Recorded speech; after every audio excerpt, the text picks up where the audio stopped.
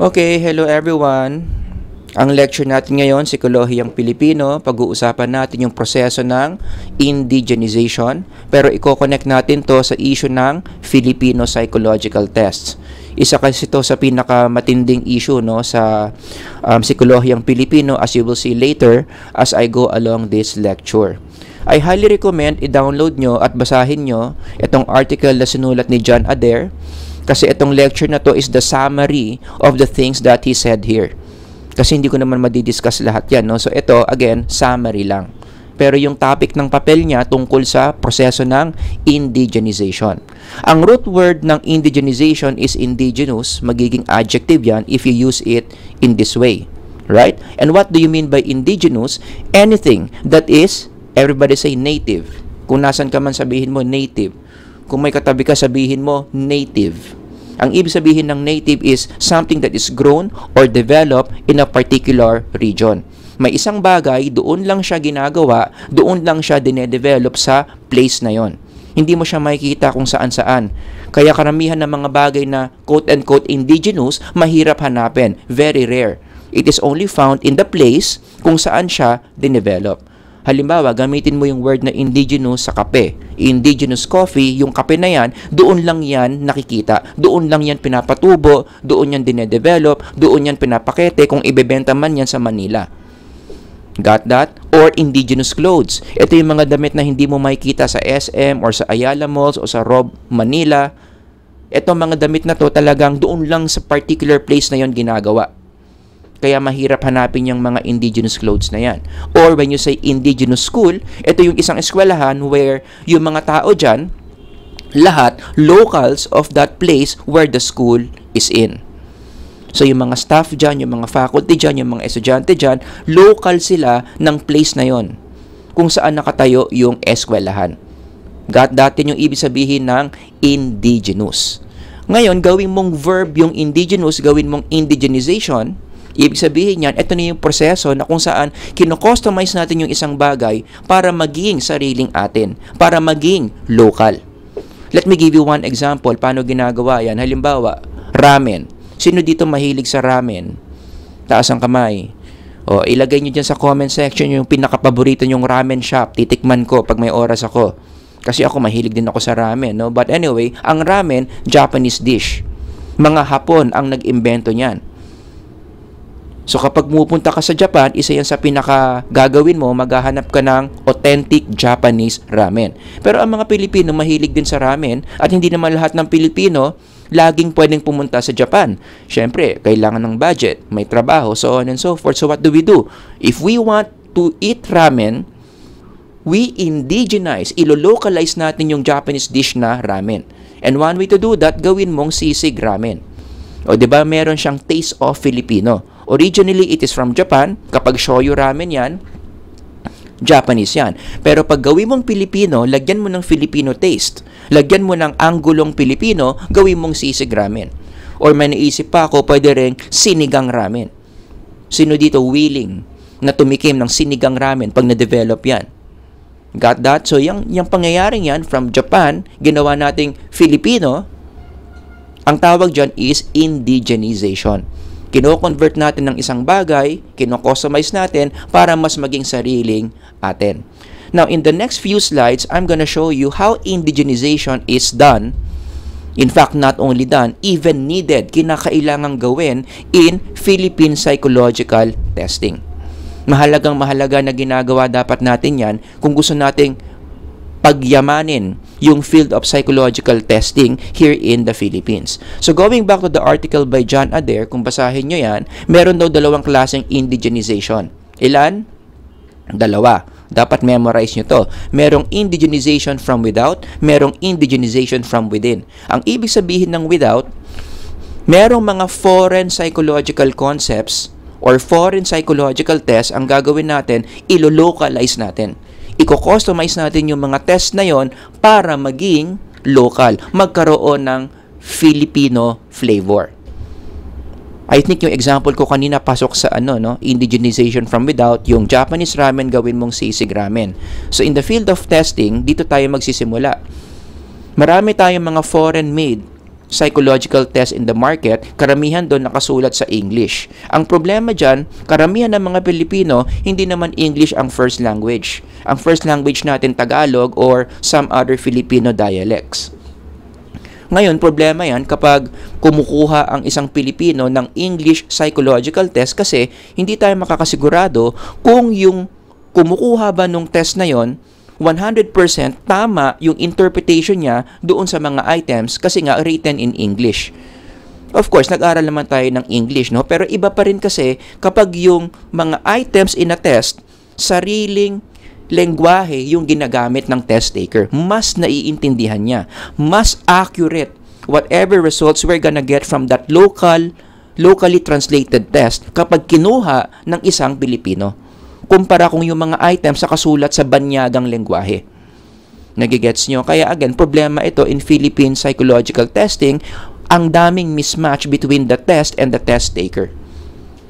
First language yung test taker, Tagalog, nakasulat sa English yung items, problema yan. In fact, let me demonstrate how is that a problem.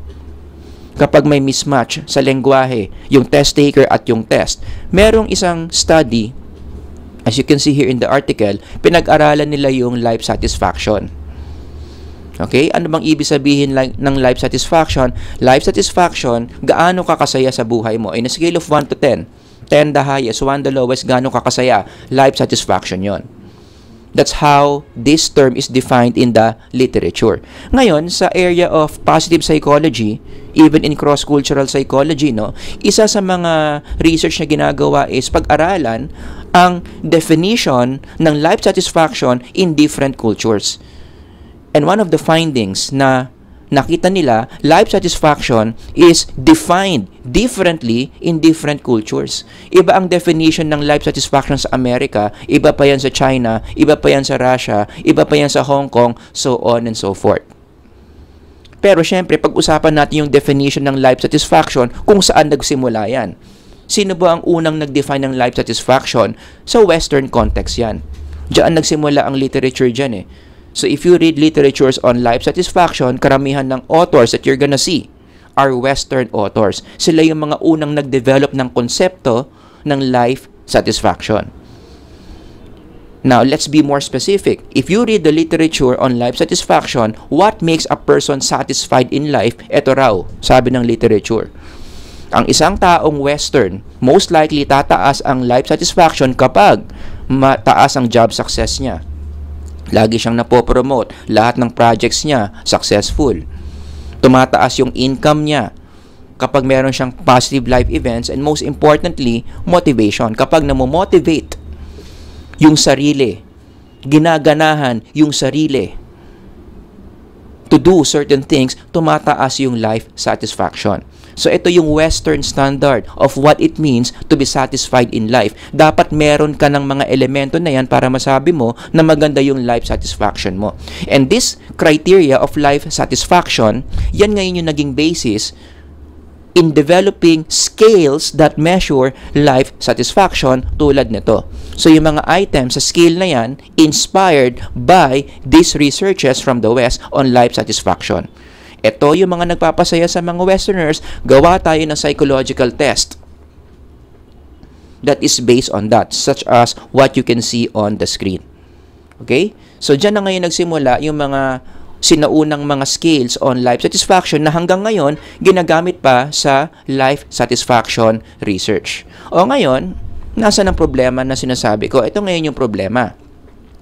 Karamihan ng mga researches na pinag-aaralan ng life satisfaction, kapag nagre-research sila sa topic na yan, tapos yung participants nila, yung respondents nila, Asian, ano nangyayari? Yan pa rin yung scale na binibigay nila sa mga Asians. So, ginawa sa Western world, pupunta sa Asia, hahanap ng Asian participants, yan ngayon yung scale na ibibigay sa mga Asian participants. And based on their research, may napansin sila. Karamihan daw, ng mga results nila, when you give these kinds of scales to Asians, mabababa ang scores ng Asians compared to the non-Asians, compared to the Westerners. Ulitin ko, kapag nagbibigay ka ng life satisfaction scale sa mga Asians, ikumpara mo yan sa life satisfaction results ng mga taga-Western world, Ibang-iba. Significant ang difference. Ang mga Asians, mabababa ang scores. Now, if I ask you, bakit sa tingin nyo mababa ang life satisfaction ng mga Asians? Merong dalawang interpretations dyan. Una, pwede mong sabihin, kasi sa Asian culture, talagang mas mahirap ang buhay. Sa Asian context, I mean, kumpara sa Western context. So, ang mga taong nasa collectivist cultures, highly collectivist cultures, talagang mabababa ang life satisfaction yan. Mabababa kasi ang value ng pera, wala kasing mga Western technology, so yung mga tao, marami nasa poverty level, so on and so forth. Kaya mababa ang life satisfaction. Possible, first interpretation yan. Pero pwede mo ring sabihin, yung second interpretation, baka naman kasi, kaya mababa itong mga Asians na to, iba yung standard nila ng life satisfaction. Maybe Asians see life satisfaction in a different way. Baka naman kasi yung mga Asians, iba yung iba yung standard nila ng life satisfaction. Hindi ganyan. Kaya kapag ang isang Asian kukuha ng mga test na ganyan galing sa West, hindi sila makarelate dyan kasi hindi naman yan yung priority nila when it comes to their own life satisfaction given cultural differences. Nagigets nyo? So going back to this slide, between these two interpretations, sa tingin ko mas tama yung second interpretation kumpara sa una. Itong una, very shallow, very superficial, mababaw. At the same time, unfair. Diba? Parang sinasabi mo na kapag Asian ka or hindi ka galing sa West, matik yan. Mas mahirap ang buhay mo dahil doon bababa yung life satisfaction mo. I don't think that's the right interpretation. Kung igagalang mo yung issue ng kultura, mas maganda itong interpretation na to. Magkaiba tayo ng standard ng life satisfaction compared to the Westerners. O, i-connect mo yan sa lecture ko on individualism and collectivism. Iba ang definition ng life satisfaction between these two cultural orientations. Saan ba galing yung mga sinaunang skills na yan on life satisfaction? Sinabi ko kanina, Western context.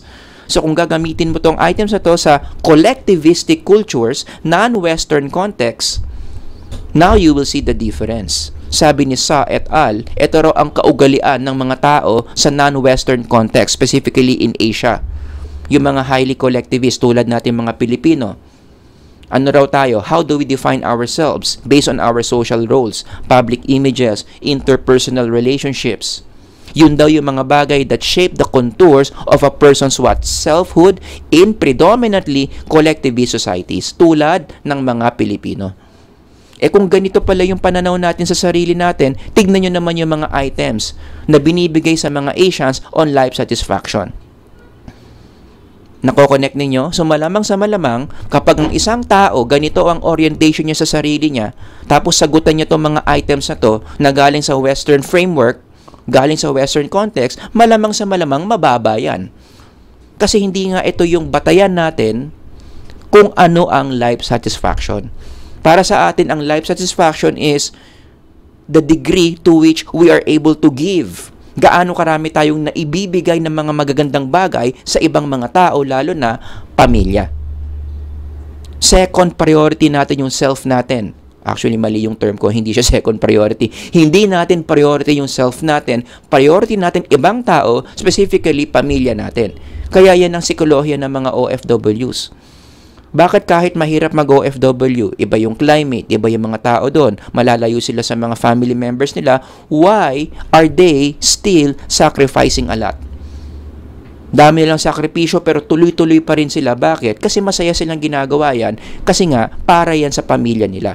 Para merong pang school si Junior, para merong pang grocery si Mrs. Kaya karamihan sa mga OFWs, kahit nahihirapan sila sa ibang bansa, deep inside, masaya sila. Kasi nabibigay nila yung needs ng mga tao na mahal nila, such as their family. Ganon ang orientation ng collectivist societies tulad natin. O, diba? Kaya, in connection to this demonstration, no, ang needed response talaga natin dito, we need to indigenize these Western scales. Mali pa yung ko dito, grammar. Dapat this. Yan. Tama ba? Wait lang This, Western scales. Yon. Yan yung kailangan natin gawin as psych majors. or as psychology professionals. May mga Western skills tayo, wag naman natin itapon, pero i-customize natin. Gawin nating mas local sa atin.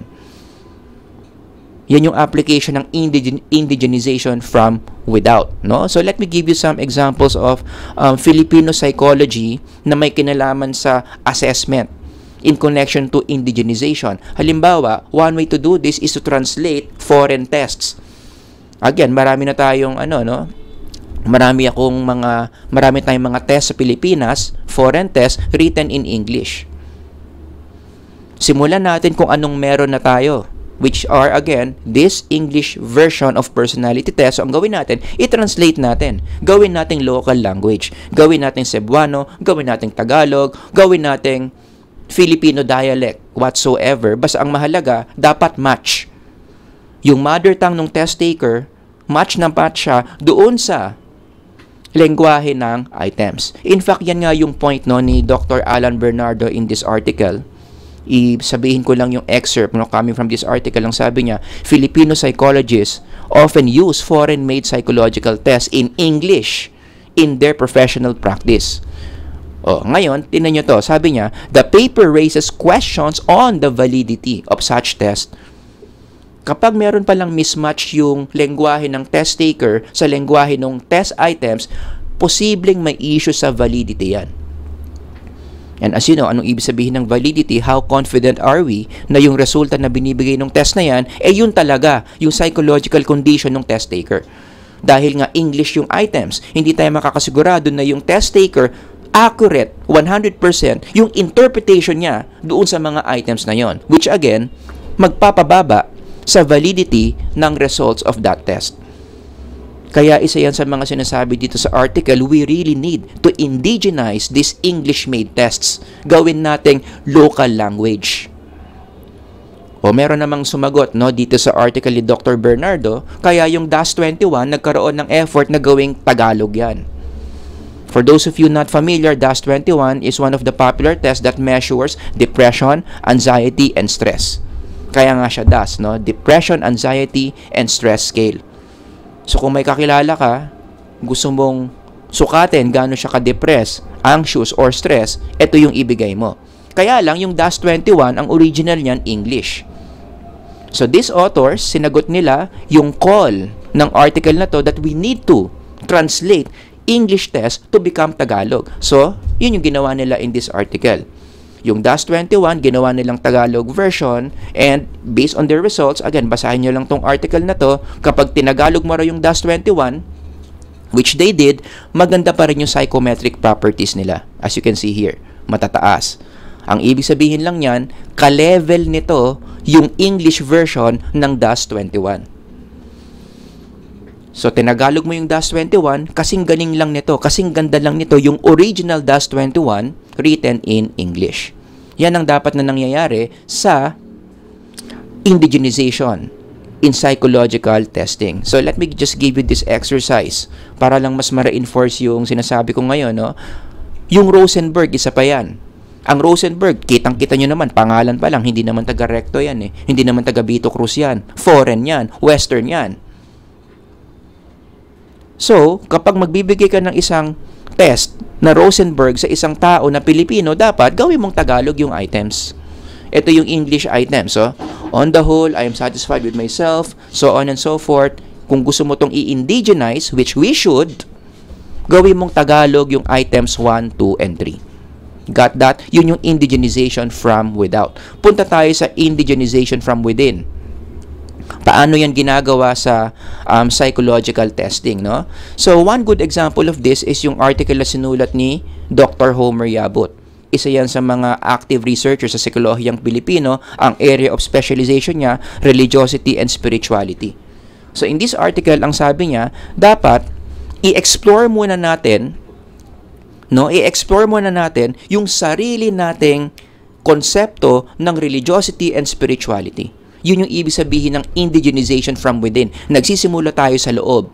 From without, nagsisimula tayo sa labas, sa something foreign. Ito, walang foreign dito. Start na kaagad tayo sa local. Explore na kaagad natin anong ibig sabihin sa atin, sa sarili nating kultura ng pagiging religyoso, ng pagiging espiritual. Yan yung sinasabi niya dito sa article na yan. And then may follow-up yan later on nung nalaman na natin, napag-aralan na natin yung konsepto natin sa spiritualidad. What does it mean to be spiritual as a Filipino? Mag-develop na tayo ngayon ng sarili nating test on spirituality. Kasi again, karamihan ng mga test natin sa spirituality, Western-made na naman. Written na naman in English. Pero ang sumasagot, taga Quiapo. Ang sumasagot, taga Baseco. O, di ba may mismatch na naman. Kaya yan yung sinasabi ni Dr. Yabut. Pagyamanin natin yung sariling atin, anong ibig sabihin ng religiosity and spirituality sa sarili nating kultura, and then from there, gumawa tayo ng sarili nating spirituality scale. At yun nga yung ginawa niya, no, in this article. If you want a copy, hanapin nyo sa Google Scholar para makita nyo yung mga items na dapat kunin ng isang Pilipino kung gusto niyang sukatin yung kanyang overall spirituality. Another example of this is kapag ang mga Pilipino gumagawa ng sarili nating personality test. Ito kasi spirituality scale. Ito, generally personality test. Diba, sinulat tong article na to nila La Peña et al. Indigenous Personality Measures. Kasi pag personality test tayo mga Pilipino, in psychology, lagi na lang tayo NEO-PIR, lagi na lang tayo MBTI. Itaas ang kamay dyan na paniwalang-paniwala pa rin sa MBTI. Tuwing nasa party siya, tanong siya ng tanong anong MBTI score sa mga kakilala niya. Tapos pagmamalaki niya na ISTJ siya, pagmamalaki niya na INFP siya, so on and so forth. Diba? So anyway, yung MBTI foreign yon. Mas maganda sana kung yung test na kinukuha natin, yung pinag-uusapan nating mga personality test, sariling atin, tulad ng PPP at ng PUP. So, itong articles na to, diniscuss yan dito sa article na yan. I mean, itong test. Mga test na to, diniscuss sa article na yan. Anong pinagkaiba ng PPP sa PUP? Ano yung mga items dyan? Basahin nyo dito sa article na to. Pero focus lang ako sa PUP. Bigyan ko kayo ng patikim. Ang PUP, kapag yan kinuha mo, ang mga Pilipino daw merong total of 24 traits. Biruin mo 24. Yung NEO-PIR nga, yung Ocean, 5 lang eh.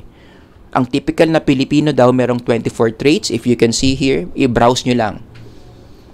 Lahat ng mga Pilipino may ganyang tendency. Iba-iba lang tayo ng strength dyan.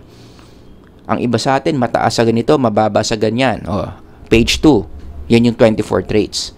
Ngayon, mag-pause lang ako, no? In connection to these slides. 24 traits ang mga Pilipino. Ano ang implication yan? If Filipinos have 24 traits to be understood, as compared to only 5 in NEO-PIR, what does that say to you about Filipinos?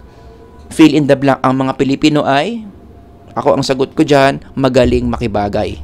Flexible tayo, adaptable tayo mga Pilipino. Kaya kahit saan tayo ilagay na kultura, ang bilis-bilis nating maka-adjust. Kaya nagugustuhan tayo ng mga banyaga. Kasi magaling makibagay ang mga Pilipino. We are social chameleons. Kahit saan tayo ilagay, we will find a way to become one of the home culture. Kaya nga, 24 traits tayo. Diba? Yan yung maganda sa mga Pilipino. Very adaptable tayo in whatever cultural background we are put into. Nagigets nyo? So, yung 24 traits na yan, sinusukat yan ng PUP. Okay? Alamin nyo rin yung PPP by reading this article. So, ang bottom line lang dito is, kailangan talaga ng indigenization sa field of psychological testing in the Philippines. Kaya there are two ways on how to really contribute sa indigenization of psychological testing. No, number one, kailangan talaga mag-translate tayo ng mga test. Hindi naman ibig sabihin huwag tayo kumuha ng mga foreign test. No? It's just that dapat yung mga items sa mga foreign language test na yon, mas gawin nating maka-Pilipino. Kasi mga Pilipino tayo. Kung ano ang first language ng test taker o kung ano kung ano ang first language ng test taker, ganung version dapat nakasulat yung item sa isang psychological test. By doing that, mas magi-increase yung validity of the score that we're gonna get from that test. Number 2, ang isa pang contribution na kailangan para mapagyaman itong indigenization na to, no, is skill development. So sa test translation, we start with something Western, indigenization from without. Number 2, skill development, yung sariling atin, indigenization from within. Mag-develop tayo ng mga sarili nating konsepto as Filipinos, and then from there, gawa natin ng mga skills. Kaya nga kapag nagtuturo ako ng psychological measurement, which is test construction, isa yan sa pinupush ko sa mga students ko, na mag-develop sila ng mga test na may kinalaman sa mga konsepto sa psikolohiyang Pilipino, tulad ng sumusunod, pikon, marupok, pabibo. Kaya tinuruan ko sila, pinush ko sila na gumawa sila ng skills for these psychological concepts. Kaya meron na tayong pikon scale, marupok scale, pabibo scale. Now don't get me wrong ha, these tests are not yet perfect. Mahina pa ang mga psychometric properties nito kasi student level ang nag-develop eh. Pero at least we have the small steps. Ito na yung foundation. So kung merong professional psychometrician dyan or merong professional test developer dyan at may oras na tignan tong mga to, you can just email me. O tapos pagandahin nyo na lang yung psychometric properties nito hanggang sa maging good enough to be used by Filipino researchers in the field. O di ba? By doing that, mapagyayaman natin ang psikolohiyang Pilipino. Isa kasi sa mga requirements yan eh, para maging enrich yung isang research area na me-measure mo yung mga variables doon. O biruin nyo kapag na-measure nyo na yung pikon, na-measure nyo na yung marupok, na-measure nyo na yung pabibo, mas mapagyayaman yung mga concepts na yan. Pwede tayong gumawa ng theories, pwede tayong gumawa ng mga researches, ng mga workshops on these concepts. But again, it all starts with developing skills on this. Other than this, meron pa akong pinagawa sa mga students ko, meron na tayong bahala na scale, merong pag-asa scale, merong sip-sip scale, merong tampo scale. And I'm so proud of these students na naging under sa akin. Kaya shout out sa mga Saimea 2 students ko dyan. Ito yung mga works nyo talagang I'm so proud na nagawa nyo to. Although it's far from perfection, hindi pa to pwedeng gamitin sa talagang hardcore psychological research, but at least we have set the foundation. At sana yung mga nakikinig ngayon sa lecture na to, mas ma-inspire kayo na gawin to. Lalo natin pagyamanin yung mga concepts na yan via development of our own psychological tests. Alright? So yan yung indigenization from within. Kanina, diniscuss ko na rin yung indigenization from without. Nagtatranslate tayo ng mga foreign-made tests to become more Filipino. Ayan. So, the more we do this indigenization, whether from within or from without, kailangan talaga yan. Para mas mapagyaman natin yung psikolohiyang Pilipino, lalong-lalo na yung field of Filipino psychological testing. Mahalagang-mahalaga talaga yan. Hindi uunlad ang psikolohiyang Pilipino kung hindi natin gagawin yung indigenization. So, professional ka man or student ka man, ang sinasabi ko lang, sana gumawa tayo ng mga efforts para mas makakontribute tayo sa proseso ng indigenization. Gawin nating sariling atin yung psychology na pinag-aaralan natin. Yun lang, no? Yung maikli nating lecture. Kung may mga questions kayo, ilagay nyo lang dyan sa comment section. Hanggang sa susunod na lecture, Sir Howard here. God bless everyone. Bye-bye.